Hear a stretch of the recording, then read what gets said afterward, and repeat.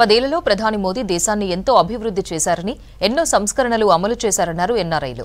భారత్ను విశ్వగురుగా మార్చడానికి ప్రధాని ప్రయత్నిస్తున్నారని చెప్పారు. ఓవర్సీస్ ఫ్రెండ్స్ ఆఫ్ బీజేపీ ఆధ్వర్యంలో అమెరికా, న్యూజెర్సీ, ఎడిసన్లో ఏక్ భారత్, శ్రేష్ఠ భారత్, వికసిత్ భారత్ పేరుతో చాయ్ పే చర్చ జరిగింది. మూడోసారి మోదీని ప్రధాని కావాలని ఆకాంక్షించారు.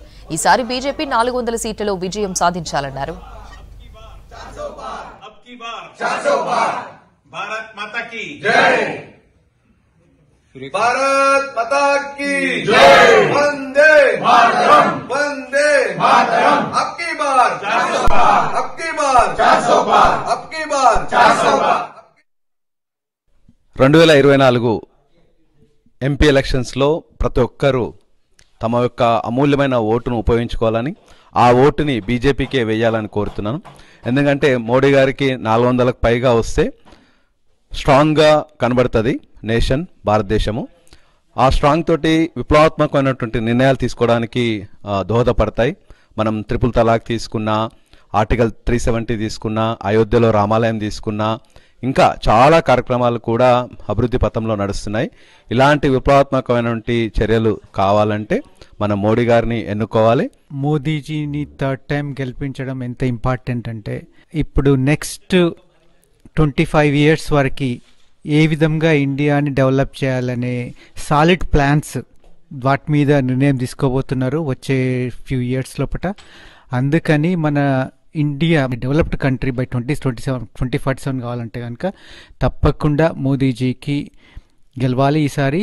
We are all part of Modi ji's parivar. The main reason is, if you see the pride of India, Hindu and Hindustan has increased in the diaspora. Second is the security, national security, and some of the issues that are close to NRIs, which is including any issues of passport, consular, and all these activities have gone up. ఈ రోజున మన సనాతన ధర్మం నిలబడింది, నిలబడుతోంది, ఇంకా నిలబడుతుంది అంటే కూడా దానికి కారకులు ఎవరో చెప్పక్కర్లేదు. ఆల్రెడీ మన భారతదేశం అంటేనే ప్రపంచ దేశాల్లో ముందు తీసుకెళ్లారు. అలాగే మిగిలిన రాష్ట్రాల్లో కూడా అన్నిట్లో కూడా మన బీజేపీ ప్రభంజనం చూపించాలని చెప్పి మనస్ఫూర్తిగా కోరుకుంటున్నాను. We believe that Modi is needed for the coming 5 years and maybe 10 years. So please vote and support Modi ji in UP, Uttarakhand, everywhere. ఈ కమింగ్ ఎలక్షన్స్ లోపల 2024 ఎలక్షన్స్ లోపల మీరందరూ కూడా బీజేపీకి ఓటేసి మన మోడీ గారిని మళ్ళా మూడోసారి కూడా గెలిపించాలని ప్రార్థిస్తున్నాము.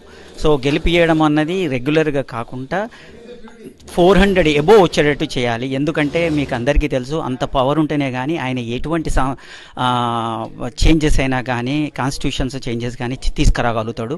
కాబట్టి మనం అందరము ఆయనే వస్తాడు అన్న నమ్మకముతోనే కాకుండా మనకు చేతనైనంత చేయాలి.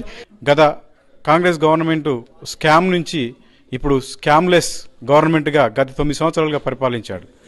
ఇదే విధంగా కొనసాగుతుందని మనందరికీ తెలుసు. సో దానికి అనుగుణంగానే మనం బీజేపీకి సపోర్ట్ చేయాలి, బీజేపीకి ఓటేసి ఈసారి కూడా గెలిపియాలి. इतके दिवस गव्हर्नमेंट्समध्ये वेगवेगळ्या प्रकारचे फंक्शन्स पाहिले, पण इतकं एफिशियंट आणि इतकं इफेक्टिव्ह फंक्शनिंग पहिल्यांदाच पाहायला मिळतंय. मोदी कधीच कल्पना केली नसेल इतकी प्रगती भारताने मोदीच्या काळात केलेली आहे. म्हणून भारताने काहीतरी पुण्य केलं, म्हणून मोदी सारखं नेतृत्व मिळालं. हमारा ये लक्ष्य है कि 2047 तक भारत विकसित बनना चाहिए, और भारत को विकसित बनाने के लिए बहुत जरूरी है कि अगले 15 साल तक बीजेपी की अंडर बीजेपी एनडी की गवर्नमेंट आए. अंडर दैट फाउंडेशन भारत विकसित बन पाएगा, और हमारे फ्यूचर जनरेशन के लिए ये बड़ी जरूरी चीज है.